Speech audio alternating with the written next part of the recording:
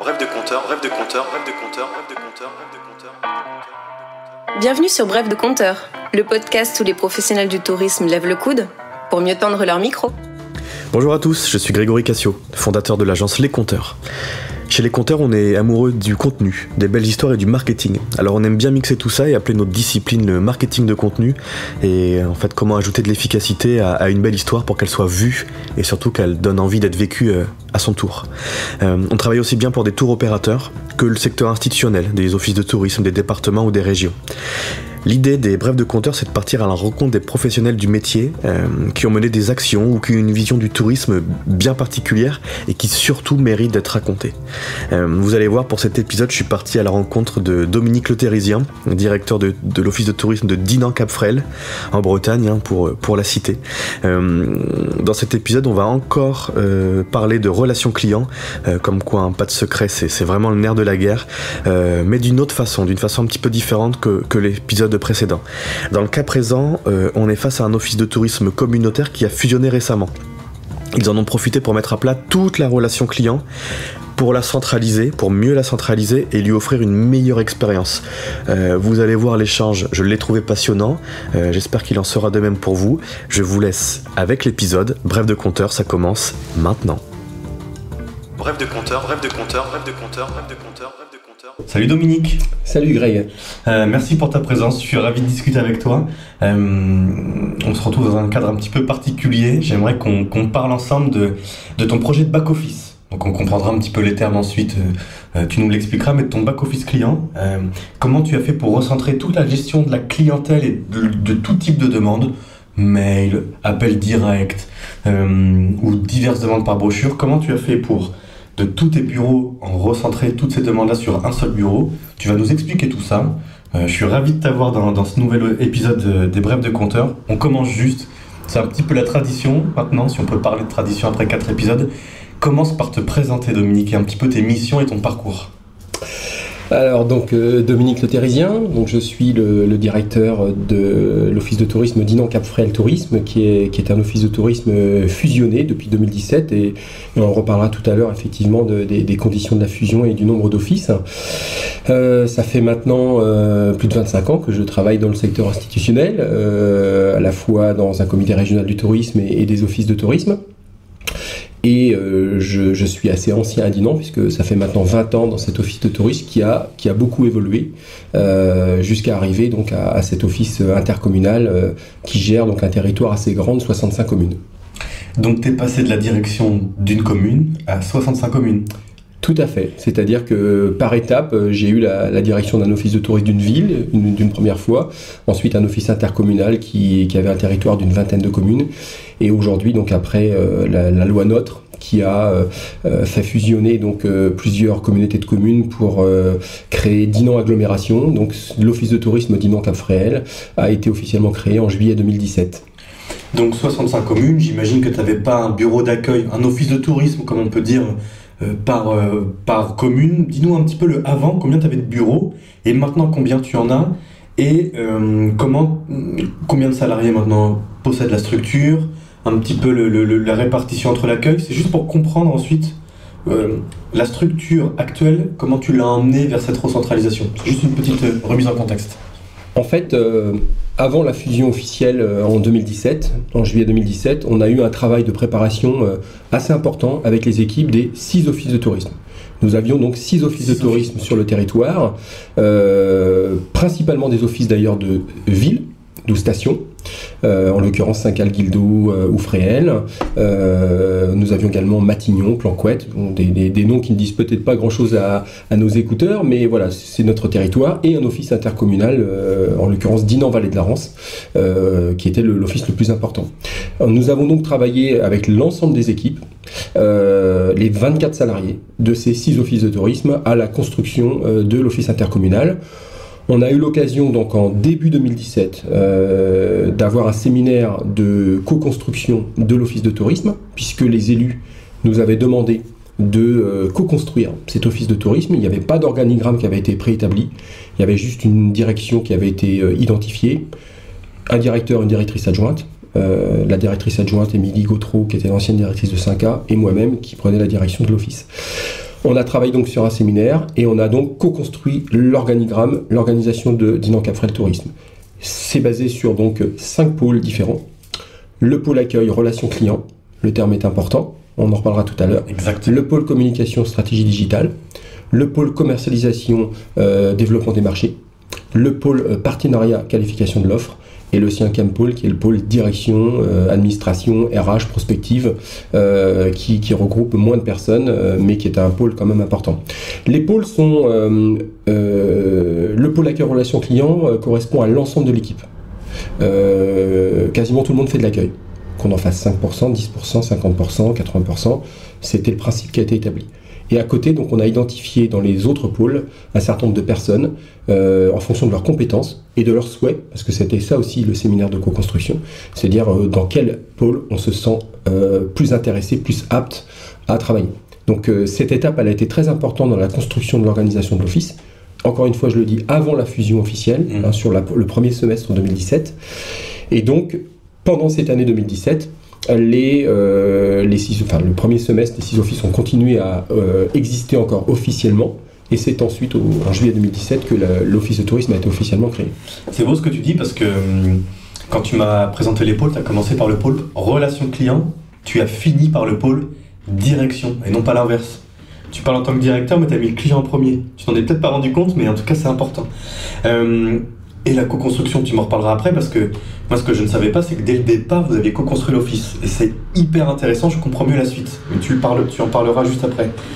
Est-ce que l'idée, pour bien que les auditeurs comprennent, c'est qu'avant, enfin même à la fusion, vous aviez 6 offices, 6 lignes téléphoniques, voire plus, 6 adresses mail différentes pour recevoir les demandes de brochures ou les demandes de contact. Est-ce que l'idée de centraliser tout ça, elle est arrivée à ce séminaire-là ou elle est arrivée plus tard ? Elle est arrivée à ce séminaire-là, mais elle n'était pas complètement aboutie. C'est-à-dire que, bien évidemment, pendant les 6 premiers mois de l'année 2017, les offices de tourisme ont existé officiellement encore, mais on avait déjà, bien entendu, commencé à faire un travail de commun. On a notamment créé, dès l'année 2017, des supports pour Dinan Cap Fréhel Tourisme, c'est-à-dire qu'il n'y avait plus de support d'office de tourisme. On avait donc fusionné les supports, donc on est passé par exemple de 15 éditions à 6. Dès l'année 2017, d'ailleurs, beaucoup d'offices de tourisme qui étaient dans un mode fusion nous avaient dit qu'on avait gagné donc 1 an déjà dans cette étape des supports print. Ensuite, au niveau des lignes téléphoniques, techniquement, ce n'était pas possible du jour au lendemain de n'avoir qu'une seule ligne. Donc on a continué dans l'année 2017 à avoir donc un certain nombre de lignes puisqu'elles figuraient sur France Télécom et autres. Mais par contre, dès cette année 2017, après la fusion, il nous est paru évident qu'il nous fallait donc un numéro unique pour que les visiteurs puissent nous contacter. Et donc on a commencé à réfléchir sur cette année 2017 à la création de ce numéro unique qui devait donc centraliser. Le souhait de nos élus était que l'accueil téléphonique ne se fasse pas dans le bureau de Dinan. Pour des questions aussi d'équilibre territorial, il y avait un souhait des élus qu'encore une fois, ça ne soit pas la ville-centre qui soit automatiquement choisie pour tout centraliser. Donc en fonction de ces éléments-là, on a réfléchi à l'organisation et on a donc demandé donc un audit de toute l'organisation téléphonique et Internet des offices de tourisme. Donc cet audit, on l'a eu en fin d'année 2017 et qui nous a donc conduit à faire un cahier des charges pour la mise en place d'une organisation téléphonique à l'échelle de tout le territoire avec la mise en place d'un back-office centralisé, c'est-à-dire qu'on a fait le choix de sortir les lignes téléphoniques des offices de tourisme pour avoir un endroit qui serait en charge de la relation client, comme tu le dis, à la fois pour les personnes qui appellent les offices de tourisme, qui envoient des demandes par mail, qui veulent avoir de la documentation. Voilà. L'idée, effectivement, était de pouvoir bénéficier d'un espace centralisé pour, encore une fois, et ça tous les collègues des offices de tourisme le savent bien, pour enlever tous les appels téléphoniques qui arrivaient dans les offices de tourisme et qui prennent beaucoup de temps, qui sont très chronophages en saison estivale. Donc on a fait, et ça c'était un souhait de l'équipe, les 2 bureaux principaux que sont Dinan et Saint-Calguildo recevait 75% des appels téléphoniques. Ok. Les équipes de ces 2 bureaux nous ont dit clairement, si vous pouvez nous faire sortir ces appels téléphoniques de notre mission, ça va nous permettre d'avoir plus de temps en termes d'accueil client, en termes de conseil en séjour. Je rappelle quand même que Dinan, c'est 170 000 visiteurs par an, 5K autour de 60-70 000 avec une grosse saison estivale. Et donc, on a vraiment écouté nos collaborateurs sur ce sujet de la centralisation téléphonique dans un endroit qui n'était pas dans un office. Alors attends, c'est hyper intéressant ce que tu dis, mais tu vas vite. J'aimerais qu'on décortique. Donc tes équipes te disent, Dominique, on a besoin d'avoir une gestion décentralisée du téléphone, du mail, etc. Dans un point qui ne serait pas dans les offices, entre guillemets, les 2 plus gros offices. Moi j'ai 2 questions, c'est comment dire, est-ce que des gens des membres de l'équipe se sont désignés pour y aller dans ce back-office? Et puis, question peut-être qui fâche, mais les 4 autres qui étaient les moins gros, comment ils ont perçu ça? Est-ce qu'ils se sont dit, moi aussi je prends ma part et je vais un petit peu de temps en temps dans ce back-office, dans ce bureau un petit peu décentralisé? Comment ça s'est fait tout ça? Eh bien, comme pour le séminaire de co-construction, on a profité d'une formation concernant le SADI, la GRC. Juste explique le SADI pour oui, le SADI, c'est un terme, c'est un acronyme qui indique schéma d'accueil et de diffusion de l'information, une marque déposée d'ailleurs par la MONA. Et donc c'est une stratégie, c'est une réflexion qui permet donc d'envisager l'accueil et l'information du public sur tout un territoire, que ce soit dans les offices de tourisme, hors les murs, en accueil numérique, en accueil mobile, etc. Donc on a travaillé avec l'équipe en 2017 sur le SADI de notre destination. Et en 2018, on a souhaité être accompagné par, en l'occurrence, la MONA, sur la finalisation. Et lors de ce séminaire, on a effectivement abordé en mars 2018 le sujet donc du back-office, qui n'était pas dans un endroit, dans un office de tourisme, puisque notre but était déjà clairement, en fonction encore une fois des remarques de nos collaborateurs, de pouvoir le faire sortir des offices de tourisme. Et donc nous avons donc travaillé avec l'équipe à la construction de ce back-office. Et c'est l'équipe, à travers des différentes équipes, qui se sont challengées pour trouver le nom de ce back-office, pour trouver son organisation, le nombre de jours d'ouverture, les horaires, les services qu'on doit y apporter, quels étaient les éléments techniques qui devaient absolument y être. Donc en fait, voilà, c'est une vraie réflexion de l'équipe. Et ce qui était intéressant, c'est qu'il était prévu de mettre ce back-office dans les locaux d'une ancienne communauté de communes, au plein centre de notre territoire, dans une commune, mais qui n'était pas Dinan, qui n'était pas sur le littoral. Donc au début, ça a fait un petit peu peur à l'équipe. Difficile d'accès peut-être par rapport à ce qui... Oui, c'était centralisé, mais c'était les remarques qu'on entendait, c'est oui, je vais aller dans cette commune, etc. C'était pas très fun. Et en fait, le jour de ce séminaire, de cette co-construction, lorsqu'on a demandé à la fin de ce travail qui était volontaire, donc sur 24 salariés, on en a quand même eu 14 qui ont tout de suite levé la main en disant « moi j'ai envie de travailler dans ce back-office ». Donc notre organisation, elle devait tenir compte de la présence dans les 6 bureaux d'information permanents, dans les 2 autres bureaux d'information saisonniers, puisqu'on en a 2 de plus, et également dans ce back-office ouvert à l'année. Donc avec une personne en back-office, c'est bien l'équipe qui a déterminé la présence, une personne en back-office 6 jours sur 7 hors saison, et pendant les 2 mois d'été, donc on a 2 collaboratrices qui sont 7 jours sur 7 là-bas. Ce qui est intéressant, c'est que je pense que le point à marquer, c'est que ça te paraît naturel, alors t'en parles vraiment avec une vérité pure, mais c'est que tu pratiques un management qui n'est pas top-down, c'est-à-dire que c'est pas j'ai la bonne parole et vous faites ce que je dis. C'est que tu laisses ton équipe, tu les orientes, mais tu laisses ton équipe s'organiser. Et du coup, il y a peut-être des freins, mais il n'y a jamais de véhémence, puisque c'est l'équipe elle-même qui co-construit son mode de fonctionnement, avec toujours ce chef d'orchestre que tu peux être, mais du coup l'équipe a peut-être... Si tu avais imposé quelque chose, ça aurait peut-être moins bien marché qu'avec ce qu'a pensé l'équipe avec toi, bien évidemment, mais ce qu'elle a mis en place par elle-même. En fait, ce qu'attend l'équipe, ce qu'elle attend toujours, c'est c'est que le manager ait une vision dans l'organisation de l'office de tourisme. C'est-à-dire que tout ne s'est pas arrêté au moment du séminaire de construction de l'office en janvier 2017. C'est qu'aujourd'hui, on est toujours donc en réflexion sur la manière d'optimiser nos missions, d'optimiser notre organisation.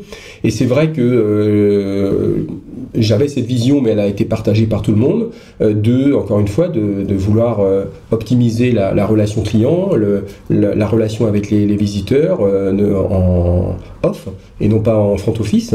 Et donc l'équipe bien entendu a suivi la démarche et l'a trouvée très intéressante.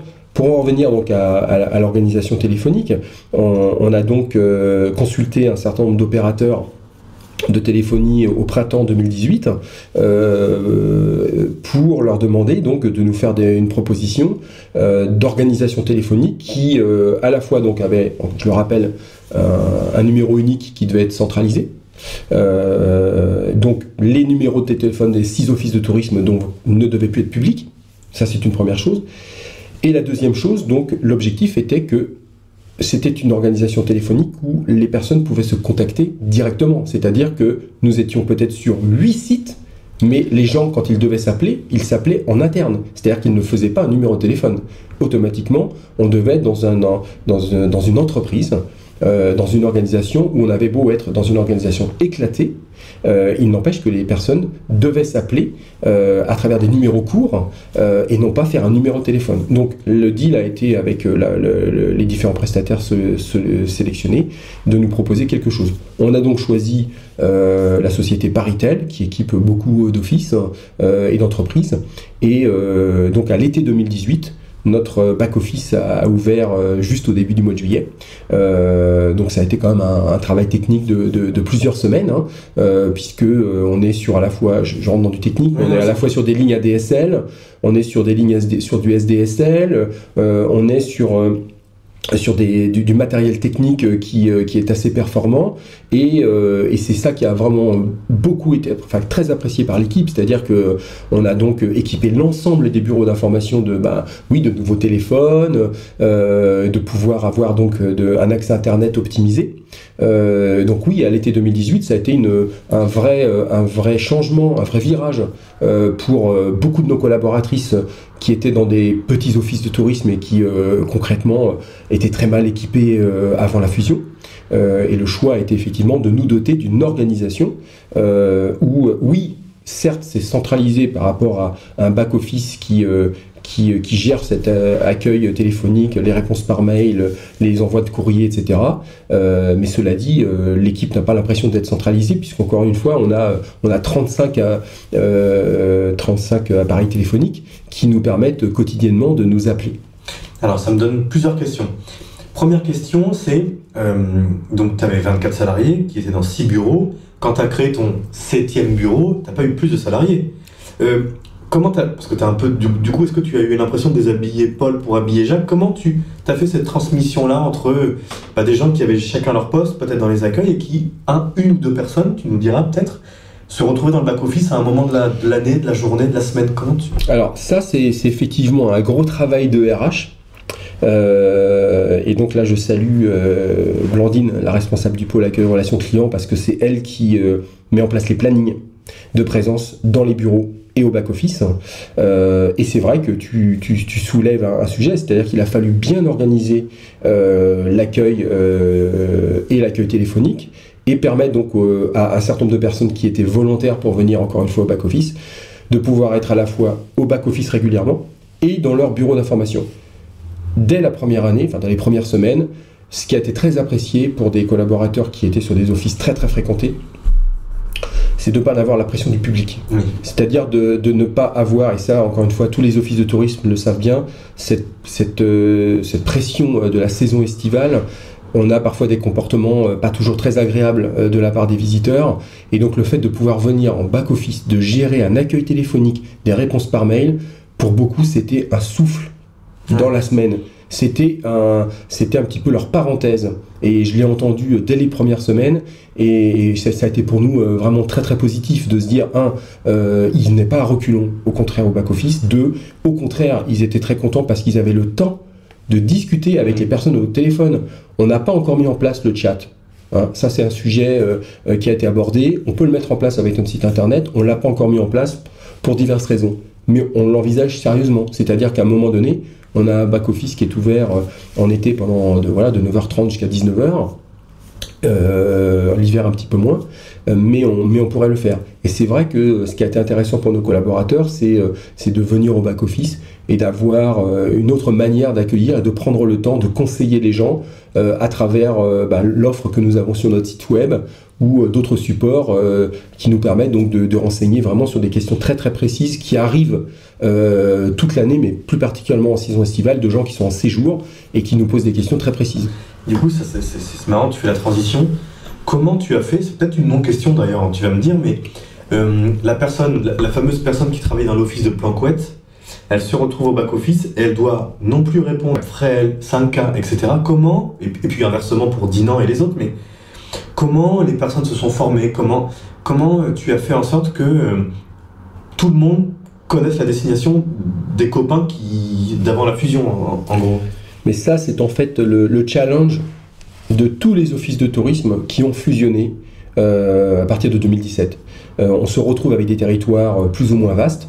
On connaissait bien sûr l'offre de l'office voisin, mais peut-être pas tant que ça. Donc le gros challenge a été, dès l'année 2017, d'organiser des éductours avec l'équipe. C'est-à-dire qu'on en a organisé une demi-douzaine pendant l'année, hors saison estivale bien entendu, pour permettre éductours, pour ceux qui ce sont en fait des journées qui permettent d'aller sur place et de voir sur les différents territoires les principaux atouts touristiques, voilà. Et donc les différents bureaux d'information accueillaient l'ensemble de l'équipe et pendant une journée leur présentaient donc les principaux atouts ou des sauges qui étaient absolument à ne pas manquer. Mais encore une fois, ça se fait pas en un an. C'est un gros challenge pour tous, c'est-à-dire que la connaissance de l'offre, elle est continue. Donc c'est-à-dire qu'au bout de 2 ans et demi après la fusion, on est toujours dans un mode de connaissance de l'offre, d'aller vérifier de l'information sur le terrain, de transmission de ces données, c'est-à-dire qu'il y a un enrichissement permanent de l'équipe et on a notamment des personnes qui méconnaissent une partie du territoire et on fait en sorte à travers des journées de découverte, à travers des échanges entre les membres de l'équipe, à leur faire comprendre que la connaissance de l'offre, elle est très importante. Franchement, au jour d'aujourd'hui, les personnes qui ont été en back-office et qui avaient un rôle très important de connaissance de l'offre, j'ai eu très peu de retours sur le fait qu'elles avaient des méconnaissances. Pourquoi? Parce qu'on a aussi d'autres outils dans le cadre de la démarche qualité, puisque l'office est marqué qualité tourisme.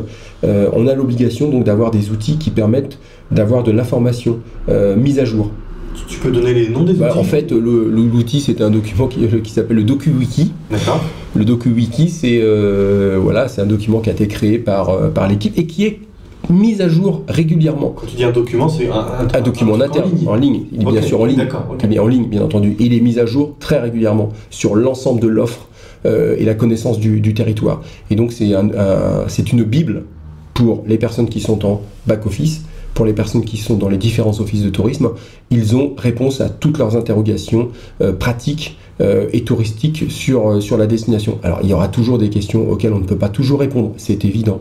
Même quand on a 20 ans d'ancienneté, on peut avoir des questions sur lesquelles on ne peut pas répondre. Cela dit, on a fait en sorte que l'équipe soit dotée d'outils qui lui permettent vraiment de bien informer. La réalité aujourd'hui, c'est que on a eu très très peu de retours de gens qui nous disent vous m'avez pas bien renseigné, on est dans une démarche qualité, on a des questionnaires de satisfaction qui nous permettent de noter, permettent aux visiteurs de noter l'accueil. On a très très rarement eu de remarques comme quoi ils n'ont pas été bien accueillis ou mal informés.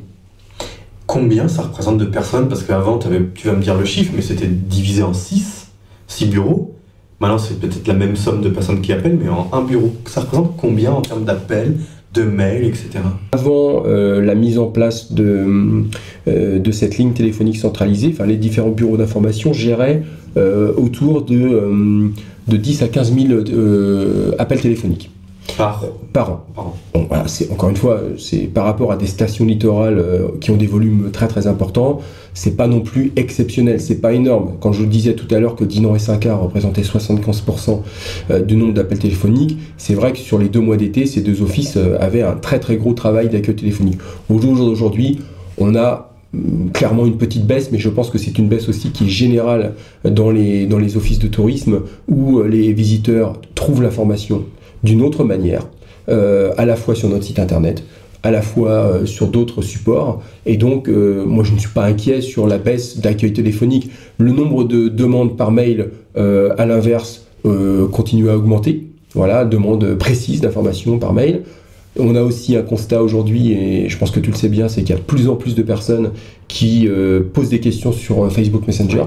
Ça veut dire que les personnes qui assurent le community management de nos 2 pages Facebook doivent être vraiment à l'affût de questions particulières qui arrivent sur les 2 pages Facebook, et on en renseigne de plus en plus chaque jour. D'ailleurs, petite question, les demandes qui arrivent sur les pages Facebook, les comptes sociaux de manière générale, c'est traité par qui? Les community managers ou les gens en back-office? C'est traité par les community managers parce qu'en fait elles ont même en dehors de leur travail les alertes qui arrivent, donc si elles veulent répondre, elles peuvent répondre sur leur téléphone portable. On aurait pu effectivement donner cette mission aux personnes à l'accueil. Cela dit, voilà, les personnes qui gèrent les 2 pages ont l'habitude du community management, ont l'habitude des questions des fans et répondent très facilement.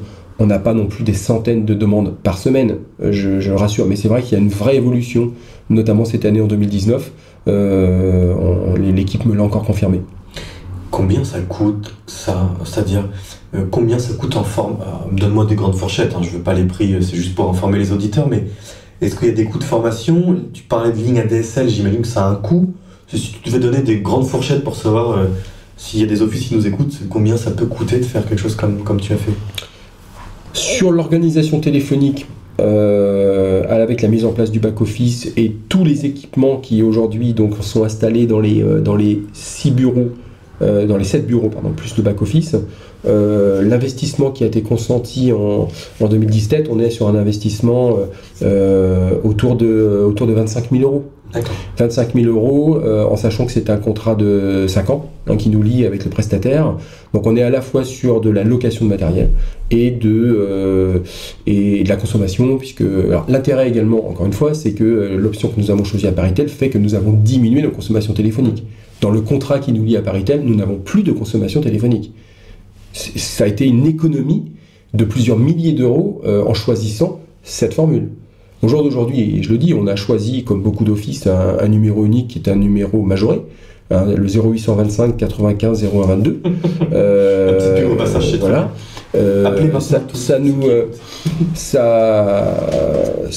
On a eu droit à quelques remarques sur ce numéro qui est payant, mais à 15 centimes d'euros la minute. Cela dit, j'avais quand même pris contact avec des collègues qui ont, depuis plusieurs années, mis en place ces numéros uniques en 0825.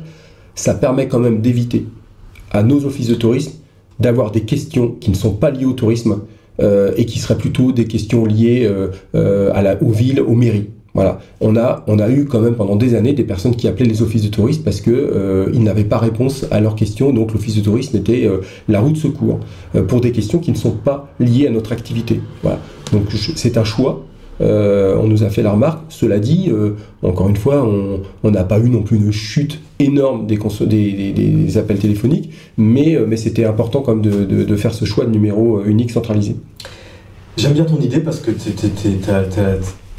t'as un côté double face, c'est-à-dire que tout ce que tu imagines, tu le co-construis. C'est-à-dire que tu vas demander aux collègues, aux copains, de quelle manière ils font pour t'en inspirer, et ensuite tu demandes à l'équipe de réfléchir avec toi.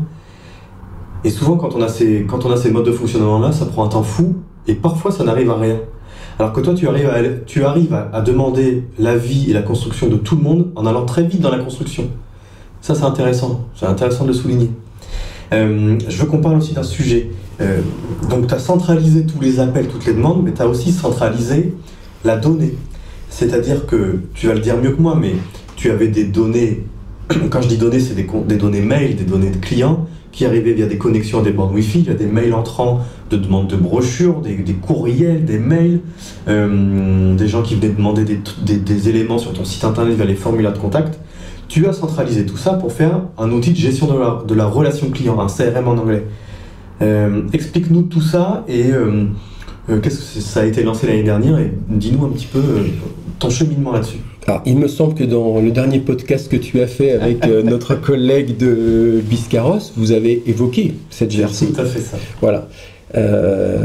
Si nous avons envisagé le nom du pôle accueil relations clients, c'est que pour moi, dès 2017, cette notion de relation client, de GRC, qu'on voit fleurir un peu partout, dans le monde privé, mais comme dans le monde institutionnel, c'était quelque chose sur lequel il fallait absolument qu'on travaille. On est aujourd'hui à Pau, où on assiste aux rencontres du e-tourisme. Depuis des années, on entend parler effectivement de la nécessité pour les destinations de connaître leurs clients, de connaître leurs demandes et de pouvoir les fidéliser. Et donc en fait, on a souhaité mettre en place une stratégie GRC avec l'équipe qu'on a réfléchi à partir de l'année 2018 et qui s'est vraiment finalisée cette année en 2019. Et l'idée effectivement, c'était de pouvoir créer un certain nombre de scénarios basés sur nos clients, c'est-à-dire ceux qui sont chez nous, et de pouvoir à un moment donné transmettre de l'information, des conseils, des suggestions, à travers donc ce que toi tu appelles des workflows, des déclenchements. Quelqu'un à un moment donné, je donne un exemple, qui souhaite avoir de l'information sur de la randonnée, à partir du moment où il nous a donné son adresse mail sur un certain nombre de points de contact. Les points de contact, il y en a plusieurs. Les points de contact, c'est le site internet. Aujourd'hui, sur le site internet, sur un très grand nombre de pages, on incite les gens à travers un livre blanc ou un certain nombre de supports qu'ils peuvent télécharger à nous laisser leur adresse mail, et on voit bien donc quelles sont les attentes, les demandes des différentes personnes. Alors, quand ils vont sur les pages randonnées, on leur propose donc de télécharger un guide du randonneur. Automatiquement, ils nous donnent leur adresse mail, et à partir du moment où ils nous ont donné leur adresse mail, on va pouvoir leur envoyer un certain nombre de mails. On ne va pas en envoyer 50. On est sur un workflow de 3 ou 4 déclenchements pour pouvoir leur donner de l'information et ensuite les fidéliser. Et donc, très régulièrement, ils vont recevoir ensuite, une fois par mois, une newsletter qui va leur parler de la destination et qui va leur donner envie de revenir sur notre destination. Donc oui, on a co-construit ce travail-là, encore une fois, je le dis, avec l'équipe, par rapport aux demandes clients que nous recevons. Donc on a identifié donc un certain nombre de personas, hein, c'est un terme qu'on utilise aujourd'hui beaucoup dans le secteur touristique. On a identifié nos personas, et en fonction de ces personas, donc on a créé un certain nombre de scénarios. Aujourd'hui, donc c'est 25 scénarios qui ont été élaborés avec l'équipe. 25 scénarios de mails, donc 25 scénarios composés de plusieurs mails que tu déclenches en fonction d'actions d'internautes qui est sur le site ou de consommateurs qui est en vis-à-vis de ton accueil. Les points d'accueil, les points de contact, aujourd'hui, il y en a un certain nombre. Donc c'est donc le site internet, c'est donc les guichets dans les bureaux d'information où on demande les adresses mail pour récupérer cette adresse mail et de leur donner de l'information. Le Wi-Fi territorial également, hein, qui permet donc de récupérer un certain nombre d'adresses mail, et les prestataires, puisqu'on a aussi donc mis en place des partenariats avec des prestataires sur des workflows très particuliers, et on a récupéré donc au jour d'aujourd'hui, on s'était donné un objectif de 30 000 adresses mail pour cette année et un envoi de globalement 100 000 mails, tout confondu. On a donc récupéré un peu moins, on est à 15 ou 16 000 mails, puisque malheureusement le Wi-Fi territorial aujourd'hui, du fait du RGPD, nous empêche de récupérer plus facilement donc l'adresse mail. Mais pour autant, par rapport à tous les workflows qui ont été utilisés, on est aujourd'hui à 180 000 mails envoyés en 2019 à notre fichier de clients qui se sont connectés à nos points de contact et qui sont vraiment dans notre stratégie GRC. Ce qui paraît énorme, mais tu n'envoies que des mails en fonction de scénarios très particuliers, très personnalisés. Donc un même client, un même consommateur peut recevoir plusieurs mails, mais qui est finalement dans un parcours très ciblé et tes taux de désabonnement sont très faibles en fait. Clairement, on a des taux d'ouverture et des taux de clics assez exceptionnels. On a des taux d'ouverture sur certaines newsletters, sur certains déclenchements à 70-80%. Taux d'ouverture. Et des taux de clics aujourd'hui où on est parfois entre 20 et 40%. Donc tu vois, il y en a certains qui disent que la newsletter est morte. Moi, j'en suis convaincu. Mais ça prouve encore une fois que par ton retour de terrain que la newsletter elle n'est pas du tout morte, surtout avec l'avènement du smartphone, et que si tu donnes la bonne information au bon moment au bon client, ils sont 80% à l'ouvrir. Tout à fait, et c'est aussi une question de contenu.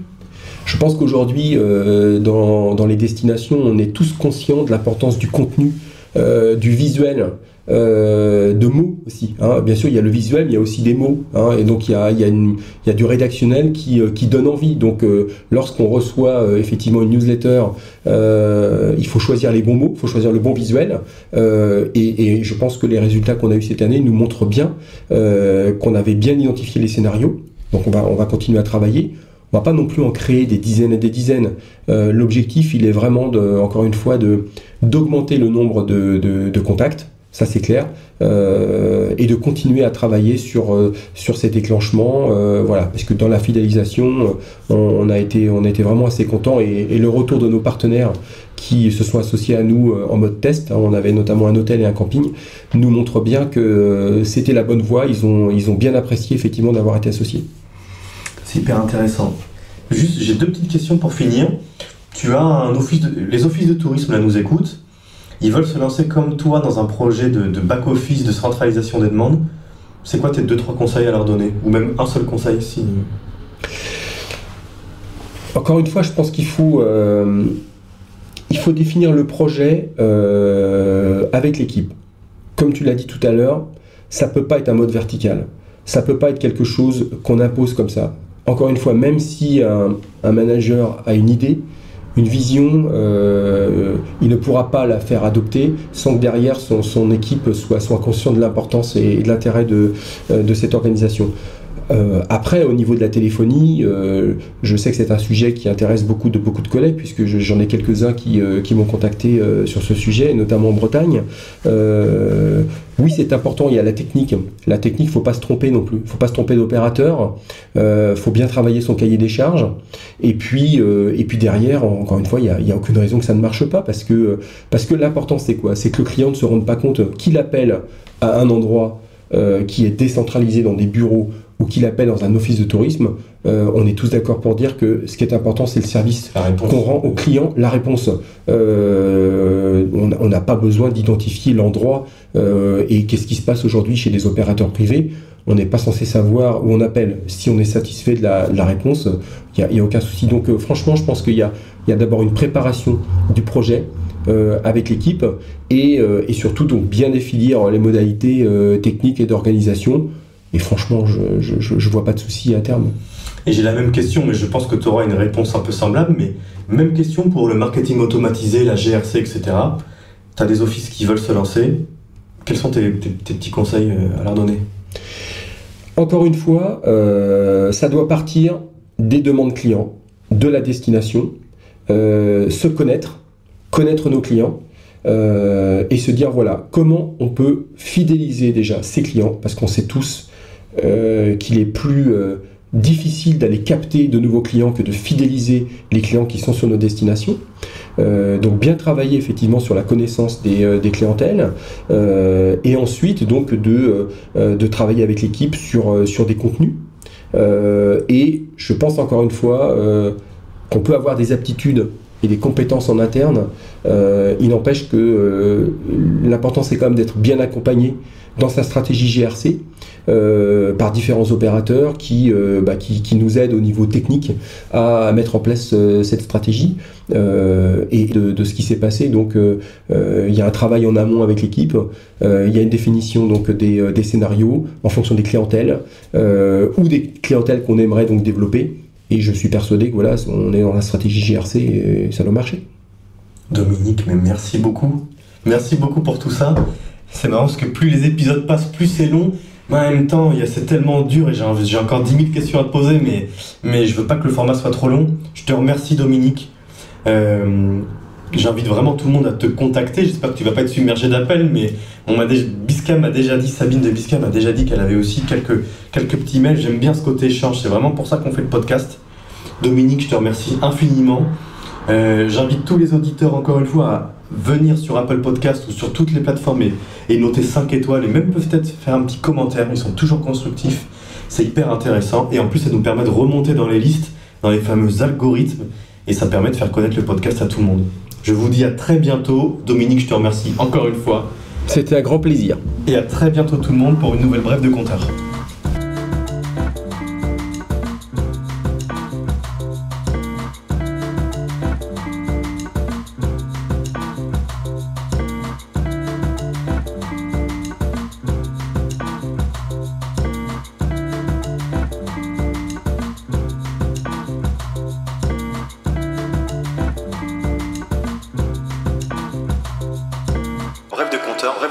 Rêve de compteur.